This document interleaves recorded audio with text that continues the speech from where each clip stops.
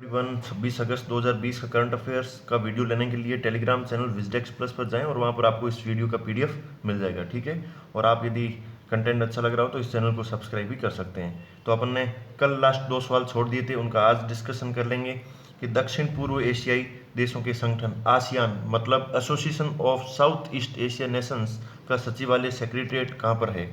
तो इसका right answer है जो कि जकार्ता में। जकार्ता किसकी राजधानी है? जकार्ता है इंडोनेशिया की राजधानी। ठीक है, तो फिर इस आसियान का गठन कब हुआ था? 1967 में। ठीक है, 1967 में इसका गठन हुआ। कहाँ पर? मलेशिया में। और इसका हेडक्वार्टर कहाँ है? सचिवालय कहाँ है? जकार्ता में। ठीक है, इसमें कितनी कंट्रीज आती है? इसमें 10 कंट्रीज आती है। कौन कौन सी? जो साउथ ईस्ट में आती है, जैसे कि Thailand, Malaysia, Singapore, Philippines, Vietnam, Brunei, Myanmar, ठीक है, लाओस, कंबोडिया, इंडोनेशिया। तो इसमें से 10 कंट्री का एक ग्रुप है जो कि रीजनल ग्रुप माना जाता है। ठीक, फिर नेक्स्ट वाले उस व्यक्ति का नाम बताएं जिसे भारतीय स्टेट बैंक के प्रबंध निदेशक के रूप में नियुक्त किया गया है। तो इनका राइट आंसर है जो कि अश्विनी भाटिया। तो ये कल 2 डिस्कशन के लिए छोड़ दिए थे। अब आज का पहला सवाल, किसने मुंबई अर्बन ट्रांसपोर्ट प्रोजेक्ट के लिए 500 मिलियन अमेरिकी डॉलर का ऋण प्रदान किया है? ठीक है, Mumbai urban urban transport project के लिए। ठीक है, तो ट्रांसपोर्ट के लिए इन चारों में से किसने ऋण प्रदान किया है? तो 500 मिलियन अमेरिकी डॉलर का है जो कि एशियन इंफ्रास्ट्रक्चर इन्वेस्टमेंट बैंक ने किया है। ठीक है, अब ये AIBB के बारे में जान लीजिए। ये 2016 में इसने अपना कार्य करना शुरू किया और इसका हेडक्वार्टर है जो कि बीजिंग चाइना के अंदर है। ठीक है, ये क्या काम करता है? डेवलपमेंट बैंक है जो कि एशिया में सामाजिक एवं आर्थिक परिणामों को बेहतर बनाने के लिए कार्य करता है। ठीक है, आर्थिक कैसे करेगा? तो अब मान लो कि यहाँ ट्रांसपोर्टेशन सिस्टम बनाया है तो इससे आसानी होगी, और यहाँ का ट्रांसपोर्ट सिस्टम बूस्ट होगा तो लोगों की इनकम अच्छी हो जाएगी।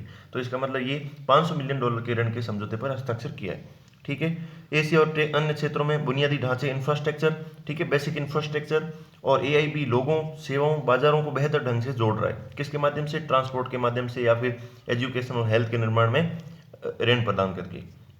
फिर नेक्स्ट वाले, हाल ही में बोंडा जनजाति के लोग कोविड-19 से संक्रमित पाए गए। ये जनजाति कहाँ निवास करती है? इन चारों में से बोडा जनजाति एक जगह, इनकी ये इस प्रकार की कुछ इनकी ट्रेडिशनल एंड कल्चरल इनकी वेशभूषा होती है। तो इन चारों में से कौन सा कहाँ पर की जाती है? तो बोडा जनजाति है जो कि ओडिशा में है, जनजाति निवास करती है। बोंडा जाति के बारे में देख लीजिए।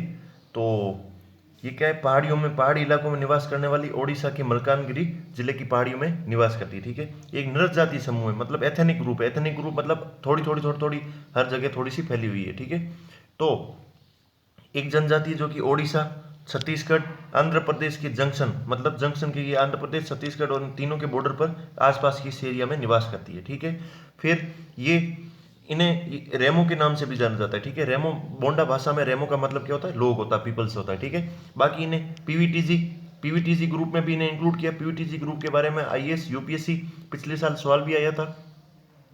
तो पीवीजीटी ग्रुप में भी इन्हें शामिल किया गया और इनकी लगभग जनसंख्या 7,000 के आसपास पाई जाती है। ठीक है, बोंडा सांस्कृतिक परंपराओं के लिए जाने जाते हैं और 2 समूहों में इन्हें विभाजित किया गया, लोअर बोंडा और अपर बोंडा। तो ये इनके बारे में इंफॉर्मेशन हो गई। फिर नेक्स्ट वाले, हनी मिशन योजना किसके द्वारा शुरू की गई है? तो इन चारों में से हनी मिशन किसने शुरू की गई? तो इसका राइट आंसर है जो कि खादी एवं ग्रामोद्योग उद्योग है। ये KVIC किसके तहत आता है? KVIC आता है MSME मिनिस्ट्री के तहत। ठीक है, micro small and medium enterprises के अंतर्गत आता है। तो इसमें क्या होगा कि जो लोग लॉकडाउन के दौरान दूसरे राज्यों से पलायन करके अपने वापस राज्य आ गए और अभी वापस नहीं जाना चाहते, या फिर अभी भी वापस जाने जैसी स्थिति नहीं आई है, तो उन्हें इस प्रकार के मधुमक्खी के डब्बे प्रदान किए जाते हैं और उन्हें इस प्रकार की पहले ट्रेनिंग भी दे दिए ताकि अब इस पर ये आगे काम करके इनसे अपनी आजीविका का पालन किया जा सके। ठीक है, फिर इन्होंने जम्मू कश्मीर, हिमाचल प्रदेश, पंजाब, उत्तर प्रदेश, बिहार, अरुणाचल प्रदेश, असम, इन राज्यों में 1,35,000 बक्से वितरित कर चुके हैं। ठीक है, गृह राज्य लौटे हैं, अब उन वापस नहीं जाना चाहते, तो मधुमक्खी पालन करके अपनी आजीविका को सुनिश्चित किया जा सकता है। ठीक है, फिर 9th क्लास का एक छात्र है बलदीप निंगथौजम ने कौन सा मोबाइल गेम विकसित किया जो कि मणिपुर के रहने वाले हैं? ठीक है, 9th क्लास में स्टूडेंट पढ़ने वाले ने एक गेम लॉन्च किया। ठीक है, इनमें से सिनोबाई, मोनोबाई, कोरोबाई या फेरोबाई? तो इसका राइट आंसर है जो कि कोरोबाई। ठीक है, कोरोना रिलेटेड है। इसमें एक गेम का क्या है कि ही आई एम कोरोना बाई। ये क्या है कि एक वो भारतीय लड़का जो कि लॉकडाउन में फंस गया है और अपने घर पर आना चाहता है, ठीक है। ये एक भारत का लड़का है, लॉकडाउन में फंस गया और घर लौटना चाहता है, तो उसे एक गेम के रूप में दे दिया गया, ठीक है। ये काफ़ी फेमस भी हो चुका है, गूगल प्ले स्टोर पर you can download it. So next question is my I F, ठीक है। माई आई एफ मेरा इंडियन एयरफोर्स, ठीक है। ऐप किसने लॉन्च किया है? तो एयरफोर्स ने किया होगा, इसका राइट आंसर है। तो इसमें माई आई एफ के बारे में क्या होगा कि आपको इस ऐप के माध्यम से सारी की सारी एयरफोर्स में कैसे एंट्री की जा सकती है, इनका सिलेबस क्या है या फिर इनका पैटर्न क्या है, इनमें तैयारी का आगे प्रोसेस क्या है, इनका इंटरव्यू कैसे होगा, इनका ग्रुप डिस्कशन क्या होगा, सारी की सारी डिटेल इस ऐप के माध्यम से दे रखी है, ताकि कोई भी इच्छुक युवा जो अपने करियर संबंधी जानकारी ले सकता है, ठीक है। तो ये air chief marshal Rakesh Kumar Singh Bhadauria ने नई दिल्ली में किया, ठीक है। इंडियन एयरफोर्स की स्थापना कब हुई? 1932, ठीक है। हेडक्वार्टर का है न्यू दिल्ली में, ठीक है। तो इनके एयर चीफ मार्शल कौन है? राकेश कुमार सिंह, ठीक है। फिर नेक्स्ट वाले, नई दिल्ली में परिसीमन आयोग के नए कार्यालय भवन का उद्घाटन किया गया, इस आयोग के अध्यक्ष कौन है?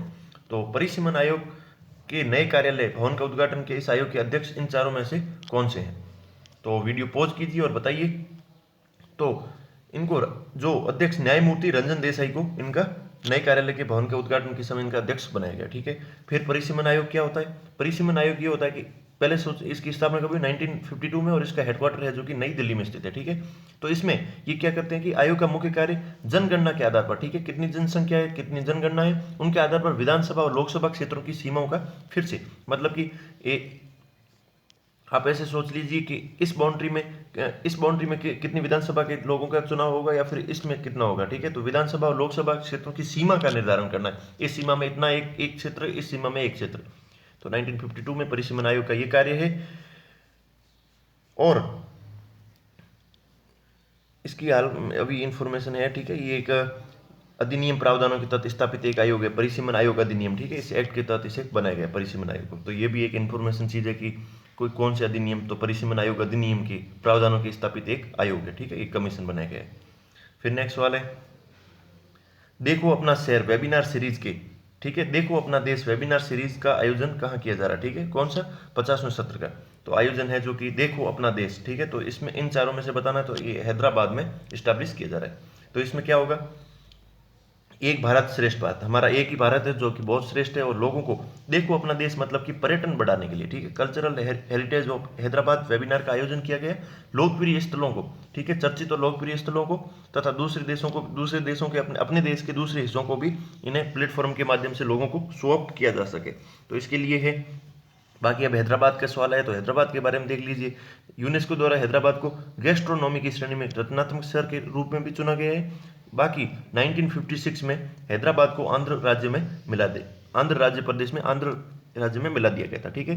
बाकी इसकी स्थापना किसने की? मोहम्मद कुली कुतुब शाह ने गोलकुंडा किले के आगे राजधानी विस्तार के लिए 1591 में हैदराबाद की स्थापना की, ठीक है। फिर और भी है, दूसरे शासक आते हैं, मुगल शासक निजाम आसफ शाह वन, इन्होंने 1769 से 1948 के बीच आसफ जाही की राजधानी रहा था, ठीक है। बाकी ये एक यहाँ पर फिर जब 1947 था तो यहाँ पर राजा की रियासत तो थी लेकिन साथ में ब्रिटिश रेजिडेंसी और कैंटोनमेंट भी था। तो ये हैदराबाद की इंफॉर्मेशन। बाकी अटल बीमित व्यक्ति कल्याण योजना को किसके द्वारा कार्यान्वित किया जा रहा है? अटल बीमित व्यक्ति कल्याण योजना किसके द्वारा? कर्मचारी राज्य बीमा निगम के बारे में।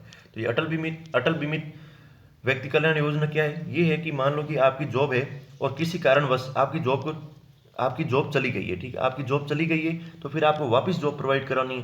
तो जब तक जॉब नहीं मिलेगी, तो मान लो कि आपने जॉब यहाँ शुरू की, यहाँ आपकी जॉब छूट गई, तो अब यदि इन दिनों के बीच में ये दिन है ना, इसमें आपको जॉब नहीं मिलती है, तो इसके लिए आपको ये कर्मचारी राज्य बीमा निगम आपको कुछ भुगतान पे करेगा, ताकि आप बेरोजगारी के खिलाफ लड़ सके और आपकी स्थिति खराब ना हो, ठीक है। तो बेरोजगारी लाभ योजना अटल बीमित को जून 2021 तक इसे बढ़ा दिया गया है। कर्मचारी राज्य बीमा अधिनियम 1948 के तहत इसे बनाया गया था, किसे? कर्मचारी राज्य बीमा निगम को, ठीक है। और ये क्या करता है कि जिसने पैटर्न मतलब किसी भी घरेलू संकट के कारण, मान लो कोई भी इकोनॉमी में किसी भी प्रकार का कोई संकट आ गया है, तो उस पैटर्न के कारण अपनी नौकरी खो दी, मान लो कि कुछ ऐसी समस्या आ गई जैसे कोविड-19 की समस्या आ गई, कंपनी को लोगों को जरूरत नहीं है, वो लोगों को बाहर निकाल रही, अब लोग बेरोजगार हो गए, तो इस स्कीम के तहत इन्हें कुछ भुगतान पे कर दिया जाएगा, ठीक है। इस योजना को 2018 में पेश किया गया था। फिर बेरोजगारों के लिए और क्या क्या योजना है? प्रधानमंत्री बेरोजगारी भत्ता योजना 2000 से 3500 रुपये की वित्तीय सहायता प्रदान की जाती है। 2020 में इसे बना दिया गया था। ठीक है। फिर एक रोजगार योजना है 1993 से लागू किया गया। 2016 एंड 70 में इसे प्रधानमंत्री रोजगार योजना के रूप में भी अद्यतन किया गया था। ठीक है, एक तो ये हो गया रोजगार योजना, एक हो गया प्रधानमंत्री बेरोजगारी भत्ता योजना, एक प्रधानमंत्री रोजगार प्रोत्साहन योजना। इसमें क्या होता है कि मान लो आपको कोई भी कंपनी जॉब दे रही है, तो एक उसका 22% इस ESIC के पास में या EPFO के पास में भरना पड़ता है। तो अब कंपनियों के पास तो इतना पैसा नहीं है कि हम 22% का हिस्सा दे सके, 11% हिस्सा दे सके, लेकिन गवर्नमेंट ने बोला है कि हम आपके 22% हिस्से को हम देंगे, आप लोगों को रोजगार पर रखिए, आपको 22% का बर्डन नहीं उठाना पड़ेगा। ठीक है, तो लोग, कंपनी वाले बोलेंगे चलो हम इन लोगों को रख सकते हैं, तो ये रोजगार का प्रोत्साहन हो गया। ठीक है, इसे कौन कौन कर रहा है? श्रम और रोजगार मंत्रालय द्वारा इसे लागू किया जा रहा है। फिर नेक्स्ट वाला है ग्लोबल वाटर इंटेलिजेंस का 2020 का ग्लोबल अवार्ड किसने जीता है? ठीक है, ग्लोबल वाटर इंटेलिजेंस का, तो इसमें से इन चारों में से बताना है, GE वाटर या थर्मामैक्स इंडिया, ठीक है, या स्विस वाटर टेक्नोलॉजीज, या फिर VE टेक वाबैग। तो इसका राइट आंसर है VE टेक वाबैग ने। ठीक है, तो इसमें क्या होगा कि इसमें 45 million litre treatment reverse osmosis, ठीक है, ये आरओ होता है ना, आरओ क्या करता है? आरओ पानी को फिल्टर करने का काम करता है। रिवर्स ऑस्मोसिस होता है, ठीक है, इसमें सांद्रण को एक सांद्रण से दूसरे सांद्रण की तरफ पानी को मूवमेंट किया जाता है, फिर इसमें से पानी आरओ अपनी प्रक्रिया के माध्यम से साफ कर लिया जाता है। ठीक है, तो आरओ प्लांट के लिए 2020 ग्लोबल वाटर अवार्ड जीता किसने? वाटेक वाबैग ने। ठीक है, तो इस कंपनी को मिला है जो कि अपशिष्ट जल के, ठीक है, जो अपशिष्ट जल होता है, जो खराब जल होता है, जो पीने लायक पानी नहीं होता है, उस पानी को इन साफ करके इस गौरव का पुरस्कार लिया है। ठीक है, बाकी ग्लोबल वाटर अवार्ड्स क्या है, तो इसकी स्थापना 2006 में ग्लोबल वाटर इंटेलिजेंस द्वारा की गई थी। फिर इसे पानी, अपशिष्ट जल, विलवणीकरण क्षेत्र में पहल को पुरस्कृत करने के लिए। ठीक है, फिर परिचालन प्रदर्शन, नवीन प्रौद्योगिकी, ठीक है, मतलब न्यू टेक्नोलॉजी आएगा, या फिर अपना आप प्रदर्शन किसी चीज़ को अच्छी तरीके से कैसे करोगे कि वो पानी और ट्रीटमेंट अच्छा तरीके से हो सके, तो उसके लिए इन्हें पुरस्कार दिया गया। तो किस देश ने हाल ही में देश में गॉफेन 905 रिमोट सेंसिंग, ठीक है, रिमोट सेंसिंग सैटेलाइट लॉन्च किया है? तो इन चारों में से बताना है, तो इसका राइट आंसर है जो कि चाइना ने किया है। तो इस गोफेन 905 ये क्या है? ऑप्टिकल रिमोट सेंसिंग उपग्रह और अर्थ ऑब्जर्वेटरी है। ठीक है, तो इसका मतलब अर्थ ऑब्जर्वेटरी काम क्या करेगा? लैंड को देखना, क्रॉप फसल का माप देखना, या फिर वेदर को मापना, नेटवर्क डिजाइन करना, या फिर डिजास्टर को रेगुलेट करना। तो यदि इस प्रकार की कोई भी समस्या आती है, मतलब अर्थ को ऑब्जर्वेशन करके इन समस्याओं का एक समाधान किया जा सकता है। ठीक है, बाकी रिमोट सेंसिंग है, मतलब बहुत कोई दूर दराज के क्षेत्रों होगा तो वहां पर भी 1 मीटर क्या, सब मीटर से भी कम की भी इमेज को ये कैप्चर कर सकता है एकदम साफ तरीके से। ठीक है, तो इस गोफेन 905 को किसके माध्यम से लॉन्च किया गया था? तो इसे लॉन्ग मार्च 2D वाहक रॉकेट के माध्यम से इसे लॉन्च किया गया था। ठीक है, इसने चीन ने अपना 5वां गोफेन 9 श्रृंखला उपग्रह लॉन्च किया, जिसका नाम है गोफेन 905, जिसमें 2 छोटे पेलोड भी हैं। ठीक है, तो आप ये समझ लीजिए इसका काम करना है कि जमीन को ऑब्जर्व करना है। ठीक है, उससे क्या होगा? Land, crop, weather, network design, disaster, इस प्रकार के काम को देखा जा सकेगा। ठीक है, और इसे लॉन्ग मार्च 2D वाहक रॉकेट के माध्यम से लॉन्च किया गया था। ठीक है, ये अपना 5वां है, जिसमें से 2 इसमें साथ में एक ये सैटेलाइट था, इसके साथ में 2 छोटे पेलोड भी हैं। ठीक है, तो छोटे पेलोड को ज्यूक्वान क्षेत्र से, ठीक है, ये चाइना है, तो चाइना का उत्तर पश्चिम इस एरिया से ज्यूक्वान क्षेत्र से लॉन्ग मार्च के माध्यम से इसे लॉन्च किया गया। ठीक है, वो 2 छोटे पेलोड ये हैं, आप इसका प्रोनाउंस कर सकते हो, और तो ये आप ये 2 सैटेलाइट है। ठीक है, फिर नेक्स्ट है कि सुपर ऐप, हाल ही में किसने डिजिटल सेवाओं के लिए सुपर ऐप किसने लॉन्च किया है? तो इसमें से इन चारों ग्रुप में से बताइए। तो टाटा ग्रुप ने, टाटा ग्रुप के बारे में आपने कल देखा था, जिसमें वो व्हाट्सएप के माध्यम से लोन प्रोवाइड कर रहे थे। तो सुपर ऐप क्या होता है?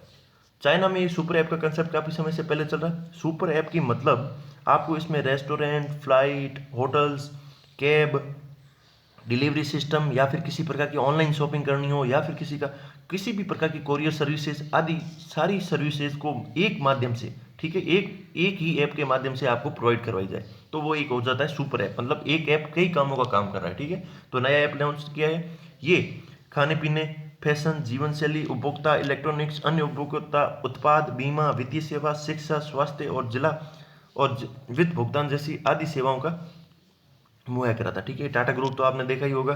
बाकी टाटा समूह के अभी अध्यक्ष कौन है? नटराजन चंद्रशेखरन। ठीक है, और इसका हेडक्वार्टर कहाँ है? मुंबई, महाराष्ट्र में। फिर नेक्स्ट वाले, हाल ही में महिला ब्रिटिश ओपन 2020 खिताब किसने जीता? तो महिला ब्रिटिश ओपन 2020 खिताब इन चारों में से बताइए किसने से जीता है? तो इसका राइट आंसर है जो कि सोफिया पोपोव। ठीक है, सोफिया पोपोव तो जर्मन की गोल्फर है, तो ठीक है, गोल्फ खेलने वाले हैं, तो सोफिया पोपोव ने ये गेम जीता है। ठीक है, इस खिताब के साथ सोफिया LPGA टूर का प्रमुख खिताब जीतने वाली जर्मनी की पहली महिला गोल्फर बन चुकी है। ठीक है, तो ये इनका यहाँ पर पिक दे रखा है, आप देख लीजिए। फिर कल के लिए 3 अभ्यास सवाल आप देख लीजिए, कौन सा है? जोजिला सुरंग किस राज्य केंद्र शासित प्रदेश में स्थित है? पहली चीज, जोजिला सुरंग किस राज्य केंद्र शासित प्रदेश में स्थित है? दूसरा, जम्मू और कश्मीर के रियासी जिले में दुनिया का सबसे ऊंचा रेलवे आर्क ब्रिज किस नदी पर बनाया गया है? ठीक है, फिर तीसरा है कि सिमलीपाल राष्ट्रीय उद्यान किस राज्य में स्थित है? तो यदि आप इन सवालों के उत्तर देखिए और बताइए कमेंट बॉक्स में। और यदि आपको कंटेंट अच्छा लग रहा हो तो प्लीज़ चैनल को सब्सक्राइब जरूर कीजिएगा। आज थोड़ा सा वीडियो लेट हो गया, फिर कल सुबह 4 बजे आपको वीडियो फिर मिल जाएगा। तब तक के लिए अलविदा।